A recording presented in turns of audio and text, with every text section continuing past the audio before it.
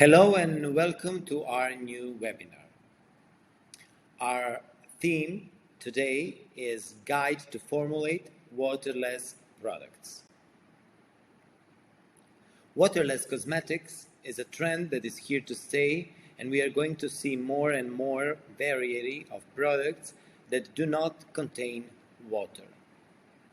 In fact, a study published by Mintel indicated that between 2016 and 2021, the percentage of new solid product launches increased by 1,238%.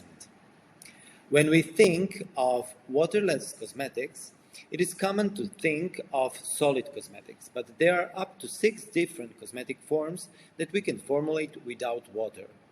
All of them have in common the sustainability factor that they achieve thanks to the removal of water in their formulas. But in today's webinar, we want to mention them one by one and explain what benefits each one brings us. The different cosmetic forms of waterless products are powders, bars, solutions, balms, pastes, and gels. The first one, powder. We can divide powder products into two categories, powder to foam and two-phase products. Powder to foam are powders that in contact with water turn into a foam, therefore they are cleansing products. Two-phase products are powders that are activated by mixing them with water or another liquid product. The powder usually contains the main active ingredient that will perform the functions indicated by the product. For example, we can find vitamin C powder that will be activated when it comes into contact with aqueous product. One of the benefits we can find in powder products is that they do not need any preservative. Powder active ingredients are less unstable than liquid active ingredients with a tendency to oxidize. As we mentioned before, vitamin C powder will be activated in contact with aqueous product. Therefore, it will not oxidize as it happens with vitamin C formulated in aqueous serum. It is also a type of product that is easier to transport since we will need much less quantity. It is also perfect for plane travels.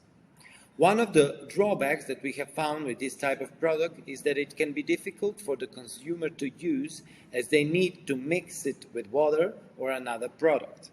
This adds one more step to their routines and can sometimes be a drawback when buying it.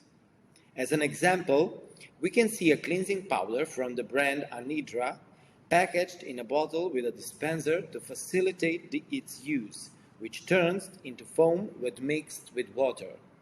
We also see the vitamin C powder from The Ordinary, which can be mixed with water, serums, moisturizers, or facial masks. The next examples are bars. The main benefit of solid cosmetic is that they do not need packaging, and if they do, it is usually made of cardboard or reusable, an aluminum box for example. They are also more durable. A solid shampoo can last the same as 2 or 3 liquid shampoos. Like powder products, they are very easy to transport since they take up less space and have no limitations when traveling by plane. As an example, we can see a solid shampoo from Lush, which is sold without packaging, and a Garnier shampoo, which uses a cardboard container and zero plastics in its packaging. The next example are solutions. It could be said that anhydrous solutions contain the best of both worlds, since in one hand they are more sustainable than aqueous solutions, and on the other hand they have the traditional cosmetic form, that is liquid, that can be more comfortable for the consumer because it does not imply any change to what they are used to. In addition, since it does not contain between 80 and 95% of water, as an aqueous solution usually does, its concentration of active ingredients is higher and it becomes a more effective product. The chosen examples are three different products which demonstrate that anhydrous solutions are not only formulated with oils. The first one is a retinol serum from Medic 8, which is formulated with squalane, since retinol is a fat-soluble vitamin with poor solubility in water. The second example is an oil-based serum from Aromatica, which contains tea tree oil and Centella asiatica extract, among others. Although it is in an oil, the product is designed for combination and oily skin, which shows that this type of skin can also benefit from oily formulas. Finally, we have a vitamin C serum that is formulated with glycols such as propanediol and pentylene glycol. Glycols are a good alternative in waterless formulas where we don't want to use oils as solvents. The next example are balms. Balms are divided into two categories: makeup remover balms and nourishing balms. Makeup remover balms are products that are responsible for removing dirt and makeup. Compared to an aqueous cleanser, the main benefit of a makeup remover balm is that it removes dirt better thanks to its lipophilic nature. As an example, we see the SVR makeup remover balm formulated with only 9 ingredients, including shea butter and coconut oil, emollients such as isopropyl palmitate, and surfactants such as PEG7 glyceryl cocoate. Nourishing balms, as their name suggests, are the ones that are responsible for nourishing and moisturizing the skin.